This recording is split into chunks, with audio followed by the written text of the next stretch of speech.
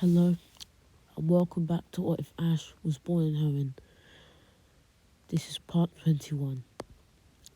So after beating Gardenia, he would decide to check out the bike shop since it gave him nostalgia when he got his first bike back in Morwell City or Morville City, yeah? And he would be looking for the bike shop owner. And then he'd ask one of the people there who would say he had gone to the Galactic, to that weird, galactic looking tower place and hadn't come back in a little while. He took his newly caught Pokemon with him for defense, but nothing really happened. This would intrigue Ash as he would decide to go check it out. When he got to the tower, immediately all the Team Galactic grunts would surround him, recognizing him as the champion of Hoenn who went into the Valley Windworks and annihilated Mars. Their top scientist would send out his Kadabra as the goons would send out their Zubats and Silicoons. Ash would just send out Aggron as he knew he needed his strongest Pokemon to decimate all of them. Aggron would easily defeat the two Zubats and Silicoon with Rock Slide, but the only one left would be a Kadabra, which would be using its psychic powers to hold Aggron back. Aggron wouldn't take any real damage and would begin charging towards the Kadabra, as then its head would begin to become very rock looking and very rock hard, as then Aggron would charge into the Kadabra and would smash it with its head, knocking out the Kadabra. Ash would say, Aggron, what was that move? And then Aggron would say, Aggron, which would mean in Pokemon talk, wow, I don't know what that was. As then Ash would pull out the Pokedex and would say, Head Smash. The most powerful rock type move in existence. One of the most powerful rock type moves in existence. It causes recoil damage, blah, blah, blah, blah, blah. And then Ash would say, Aggron, are you hurt? But Aggron wouldn't have taken any recoil damage. As then, Ash would remember the first day that he got Aggron, when he used its Pokédex entry, the entry said that it had, the ability Rock Head. And Ash would say, I guess that's why. Okay, Aggron, me turn. As then,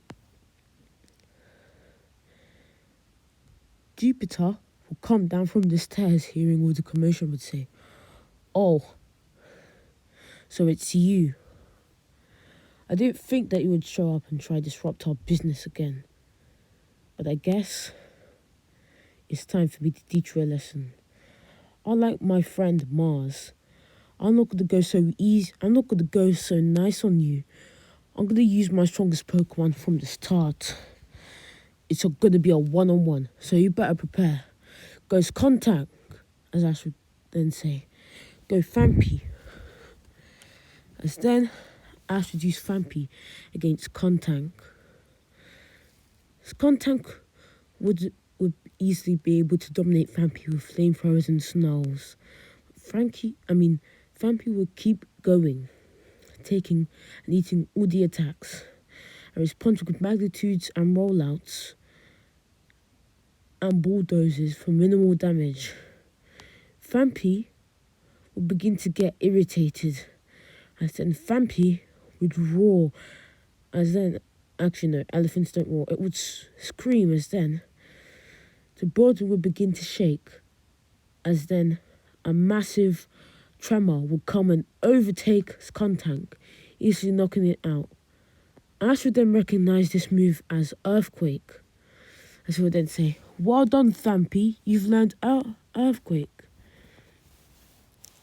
As then, Jupiter would then say, That was luck. The next time I see you, champion of Hoenn, next time we see you, we won't be so nice. As then, Jupiter would escape with the grunts in tow. After that, Ash will go and talk to the bank manager and then say, "Thank you for saving me. Those people, when I went to go and check what was happening, these people, they came and kidnapped me with their Pokemon. Thank you. I tried using this Pokemon that I caught recently, but it doesn't really listen to me. It doesn't like the kind of life that I live. It lives for the thrill of battle. Can you please take it, Ash, champion of Hoenn? Because I think it would really prosper under the care of a champion like yourself." As then, Ash would take a Pokeball. And when Ash opened the Pokeball, it would be revealed to be a Breezel. But this wouldn't be the same Breezel caught by Dawn. It would be a different one. A one that was still caught around the same area. As then, the guy would say, "This Pokemon is a Breezel. I caught it recently for self-defense, because these days people like me are always targeted and people like me who like to go and check out things and do the right thing are always getting into these kinds of situations. So I decided to get a Pokemon like this for self-defense, but I've now just realised that Breezel isn't suited for me, and I'm not suited for Breezel. So can you please keep Breezel as your Pokemon?" Then Ash would say, "Yes, I would love to." As then Breezel would look at Ash with a very approving smile, with respect, sensing the powerful trainer that was now going to be the powerful trainer that was now owning it. After that, the events of the Heart Home City contest would go the same for Dawn, unfortunately.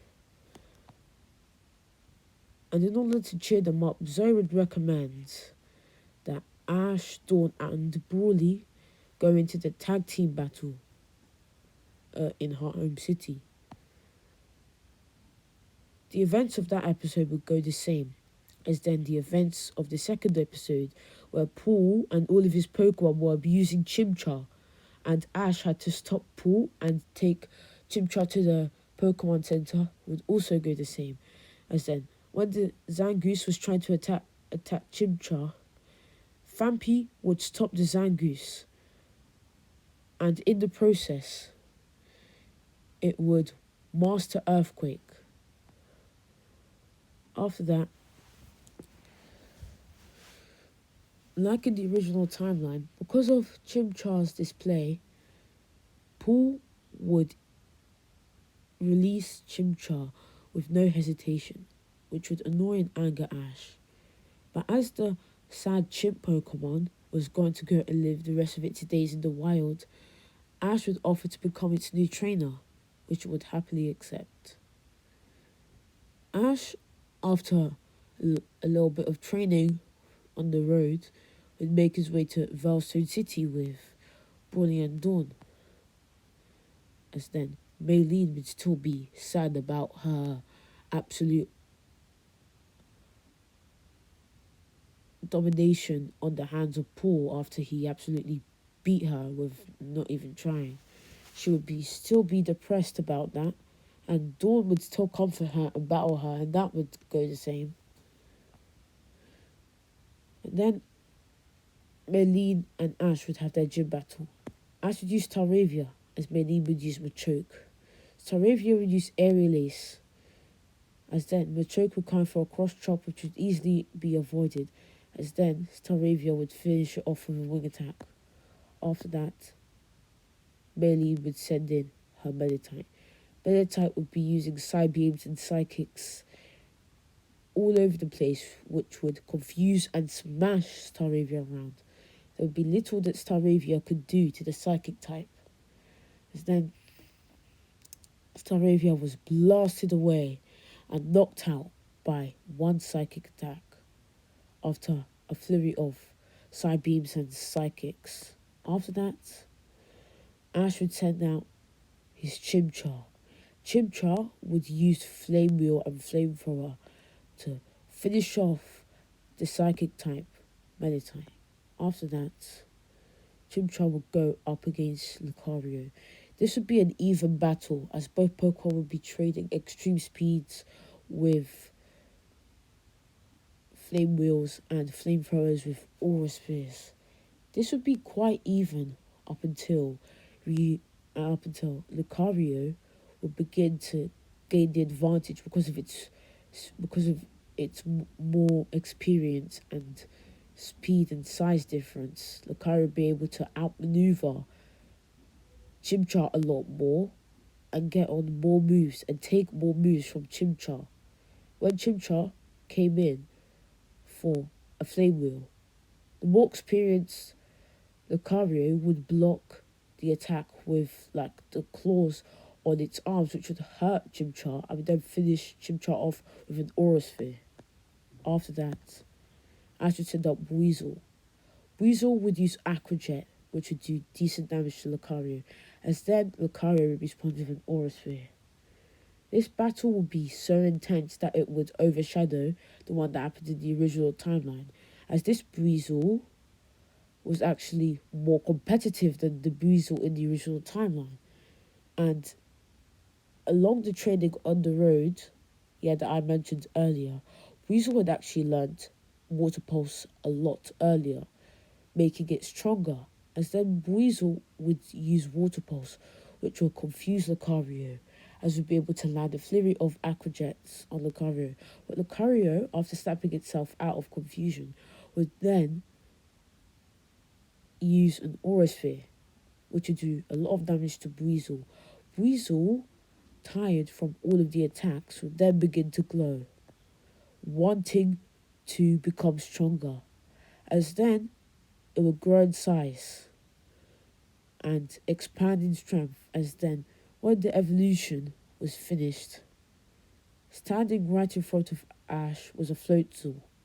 Remember, this isn't the Weasel from the original timeline, and also, if you remember in like the previous parts of like the Johto saga, I said that I'm going to be evolving a lot of Ash's Pokemon fully, because unlike Bulbasaur and Rowlet and Pikachu, who made it very obvious that they didn't want to evolve, all of these other Pokemon just stayed the same for this and that reason.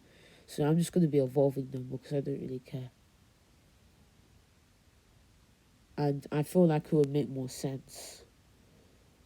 So then, Floatzel, after the evolution, would feel quite proud and strong, as then Floatzel would finish off this Tundriolu with an Aqua Jet. Lucario with an Aqua Jet.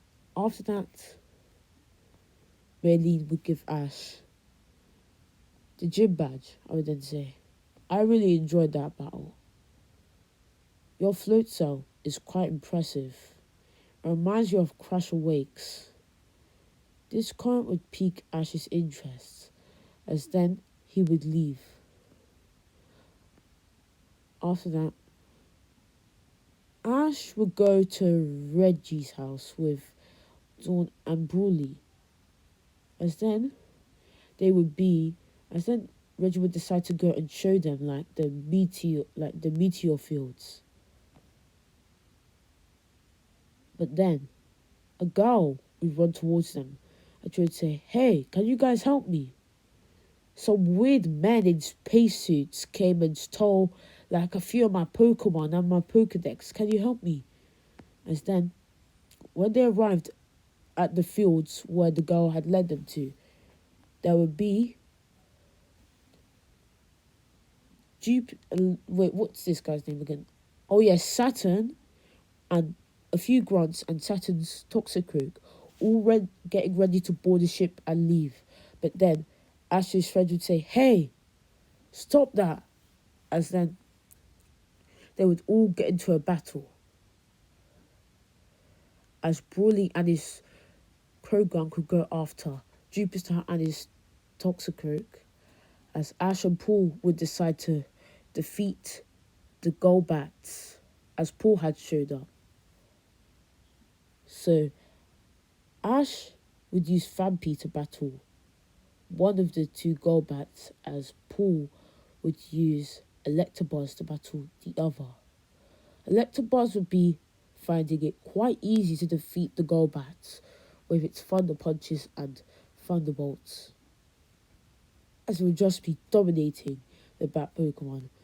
As Fampi would be finding it a lot harder than its electric counterpart, as Fampi would only know Rollout, which would be an easily avoidable move for a flying type like Golbat. As when Fampi tried to go for a Rollout, Golbat would just avoid the attack, other than a few rare occasions where Fampi was hitting. Fampi was actually doing quite badly. I would say, come on Fampi, I believe in you. You can do better than this. As then Paul would say, pathetic. Looks like I'm going to have to deal with everything myself. As then Paul will get ready to use a thunder all over the place, ready to harm both Golbats. But then Fampi would begin to glow, frustrated, as it would grow in size and become more wheel-like. As then, when the evolution was finished, standing right in front of Ash and Paul would be a Donphan, as it would shriek, Donphan! Donphan would have learnt Fury Attack, as then Donphan would jump up in the air and would use Fury Attack to disorient the flying Golbat, and would then finish it off with a Rollout. As right at the same time, Electabuzz had defeated Donphan. Had defeated Golbat. After that, everyone would go their separate ways until the episode Chimchar. As then Ash and Paul would meet again, where Paul would decide to have a battle with Ash, as then Ash would use Donphan against Paul's Gliscor. Gliscor would be able to use wing attacks and Fire Fangs against Donphan, which would do a lot of damage, but Donphan would be able to respond with Fury attacks and Rollouts, which would also counter for a lot of damage. Both Pokemon would collide with Rollout and Fire Fang, which would knock out Gliscor in the end. Ash would decide to switch out Donphan for Chimchar, as Paul would then switch out the fated Gliscor for Ursaring. Ursaring would be dominating at first with slashes and body slams, but then Chimchar would begin to get angry, as then it would be blasted away, and then its flames would ignite as it would activate its blaze ability and it would roar, Chimchar! As then flames would envelop it. Chimchar would easily defeat Ursaring with a flame wheel, as then it would be rampaging around. Ash would then come and would stop Chimchar from rampaging any longer. I would then grab onto it, as it would still be attacking him, not knowing what it was doing. Ash would soothingly talk to him and say, Chimchar, I know you can hear me, snap out of this. As then a massive flame would envelop both of them. As then Chimchar would grow in size and the flame would grow even more. As then, when the evolution was finished, the flames were gone, and standing right in front of Ash was a Monferno. As then Monferno would look back at its trainer in burns and scratches and would hug Ash. As Ash would hug it back, I would say, it's fine. It was scary for you, wasn't it? As then Monferno would nod. As then Paul would look at Ash and Monferno in pure utter shock. As then Paul would say, we'll battle next time. as then he would leave. In his heart, he would feel a sense of jealousy that Ash was able to awaken something that he couldn't within Inferno. Okay, I really enjoyed making this part. I'll see you guys later.